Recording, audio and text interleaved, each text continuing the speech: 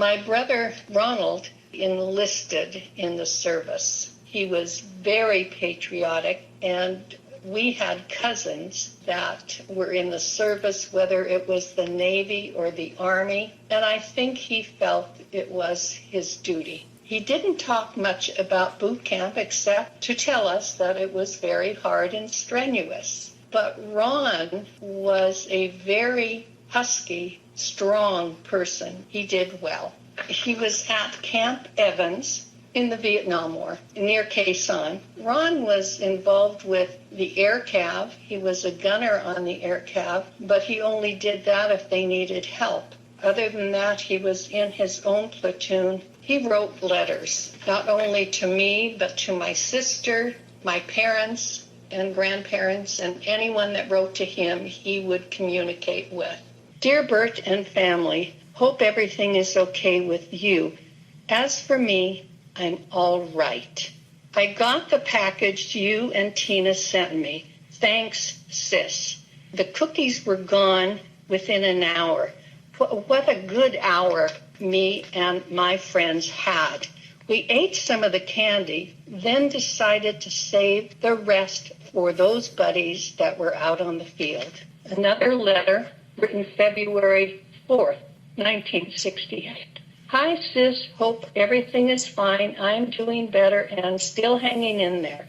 Thanks a million for the cake you sent us. And the buddies sure enjoyed the melted frosting on the top. Thanks for sending the spoons, because we sat around the cake that you had sent on the ground and sat around and each took turns taking pieces of that cake. I would like to have finished this letter earlier today, but we had a road mission. Don't worry about me. Time flies, but I know I'm getting very close to the end.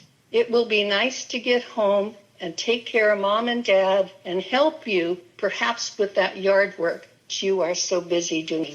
I love you. I hope everything is okay. I know that I am getting a little jumpy here because it's getting too close. I'm certainly looking forward to being home. I miss all of the family and friends, but certainly when I come home, I'll miss my buddies here. Love you all, Ron. He was thrilled. He came into contact with Frank C. Jr. from Hoonah and visited shortly with him. Then when he got off of a helicopter, they landed in a camp that he looked up the names and saw where another person from Hoonah was.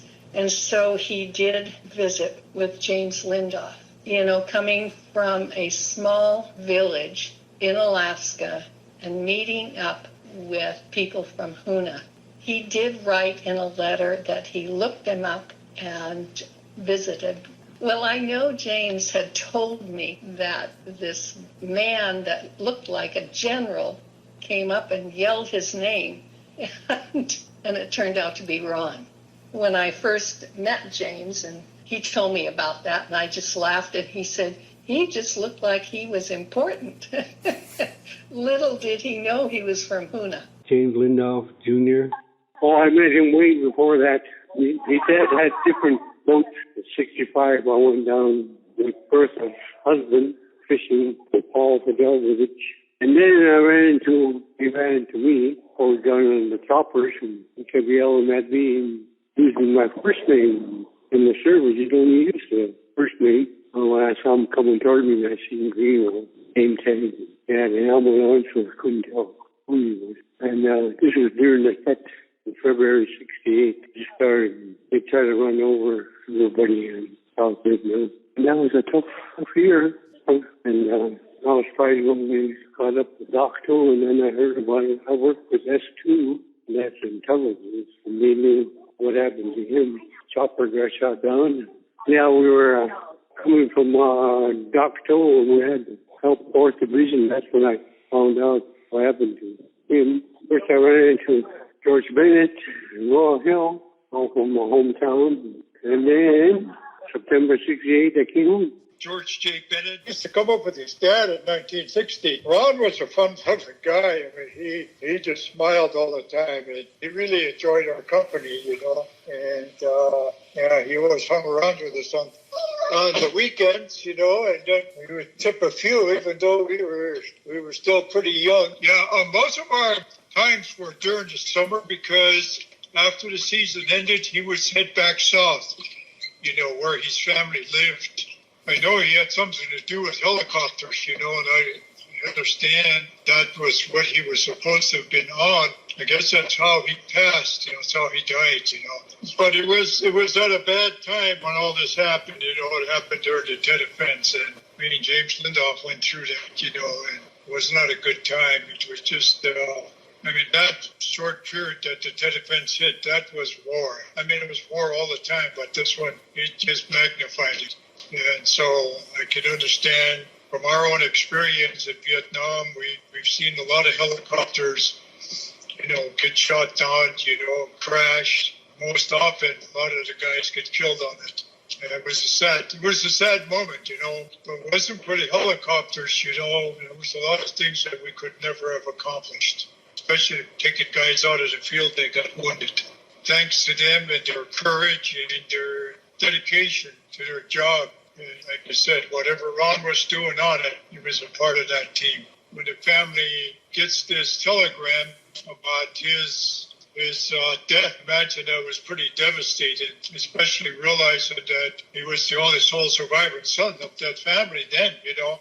And that's a part that confused me, but at the same time, it was his character, you know, that he would do something like that, you know, volunteer to go to Vietnam, and I'm pretty sure that's what he did. Otherwise, Uncle Sam knew about him being the sole surviving son, never give him orders, really get, you know, to send him over there, you know, all because of what happened during the war, during World War II, the Sullivan brothers, you know, and all that. They put their foot down, you know, because of that. But I think it was just Ron, you know, was a very outgoing man, you know, and he felt that he needed to do something, and it really did. I think it was his character and his upbringing that really had to contribute to the way he responded to his wanting to participate, not only in the military, but going to Vietnam. And I find a lot of honor in that. Ron just thought he was doing the right thing, you know. He was awarded a Bronze Star, and I think it was 2 Bronze Stars.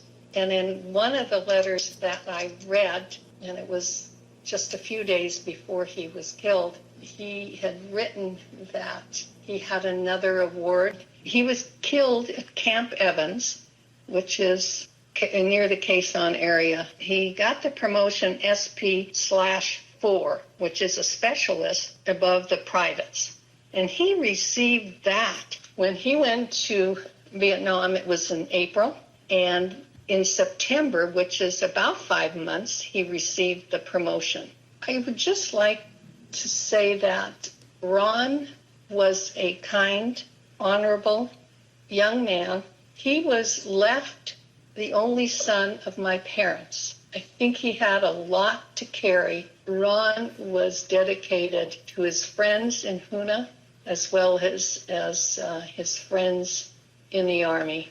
And he felt an obligation to really take care of my mom and dad. And he lived his life giving.